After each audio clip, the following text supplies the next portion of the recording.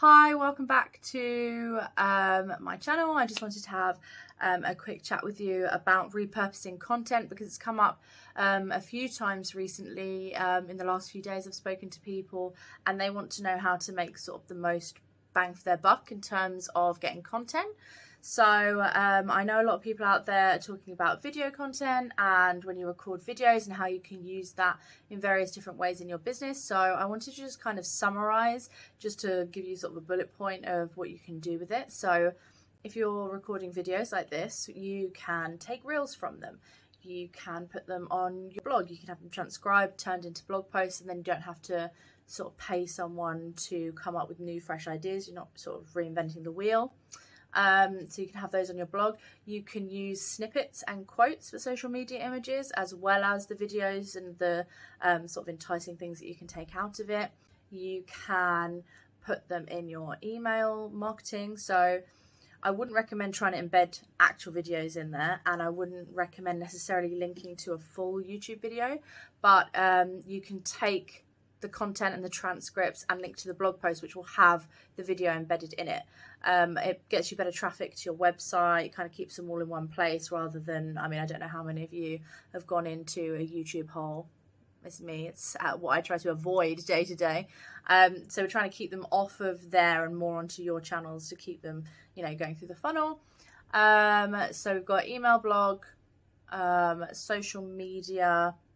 I think on top of that, you can use it to show your level of authority. So if you're having a meeting and you've written a particularly good post or a particularly good video about it, you can draw on that, send it to them afterwards as part of your follow-up process. I think it kind of is very personal. If you're having a conversation with someone on a meeting and they're asking you specific questions and you've specifically written something about it, to say, oh, actually this is something, like I know we were discussing this in the meeting, but if you check out this video, this should give you some more advice. And then it's a free way of adding value. You've already done it once, you don't have to do it again. Obviously then you have the paid tier sort of thing. So if you want to, you can put them behind a paywall. So people sign up for a membership and they get videos from you.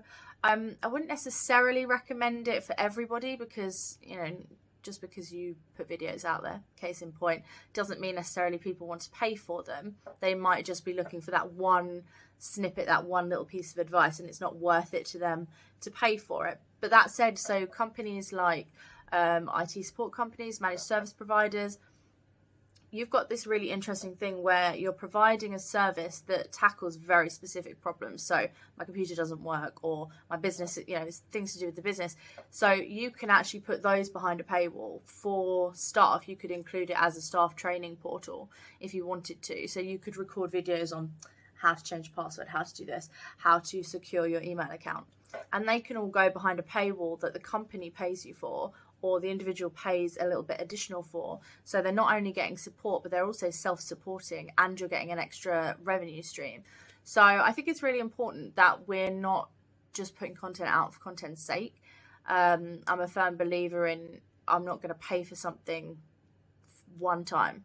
So I'm not going to use it once. It's the same with a wedding dress, is I just don't see the point in paying a ton of money for something you're going to wear once and use once. If you're going to reuse it, if you're going to, I mean, I know people using the wedding dress analogy, they get them remade into, you know, bridesmaids dresses or everyday dresses. Like, that's what we should be doing with content. Is if you're doing a video, you're doing a blog post, you're doing any kind of campaign even, I would keep and make sure that all of the content that you're writing, whether that's emails, whether that's video, whether that's social media posts, and reuse them where you can.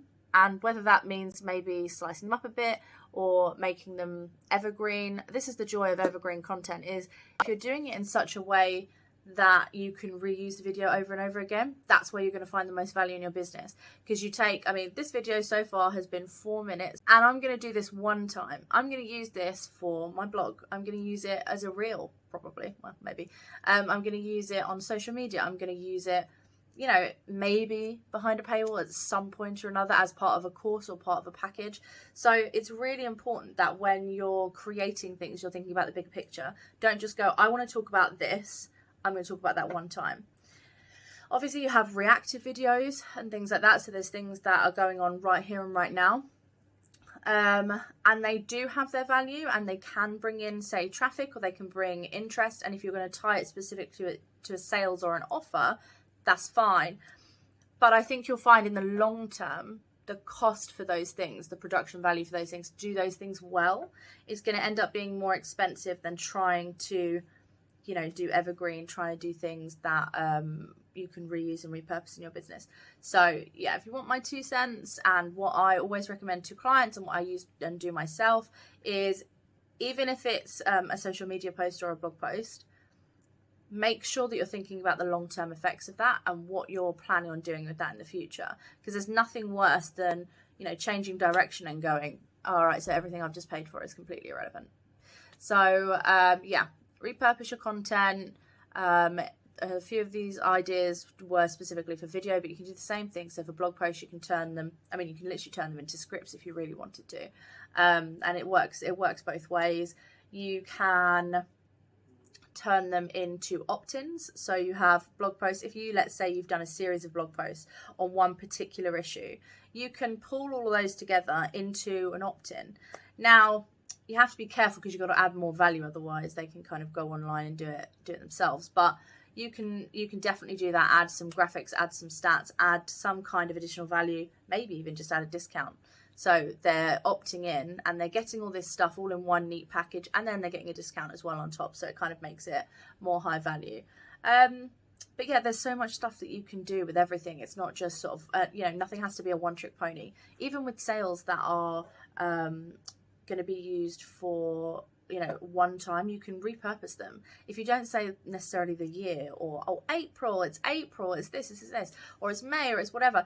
If you don't say those things, then you can use it next time you want to do an offer. There's that, like, your audience isn't going to change, your offer might, but if you're speaking to your audience, you only have to do it once. So yeah, my advice to you would be to think about the content that you're putting out today, decide whether you're going to be able to reuse it. And if the answer is yes, you're getting the most value for your money. And I'm not just talking about the content that you create, I'm talking about the content that you get, you know, VAs, writers, agencies, all of them.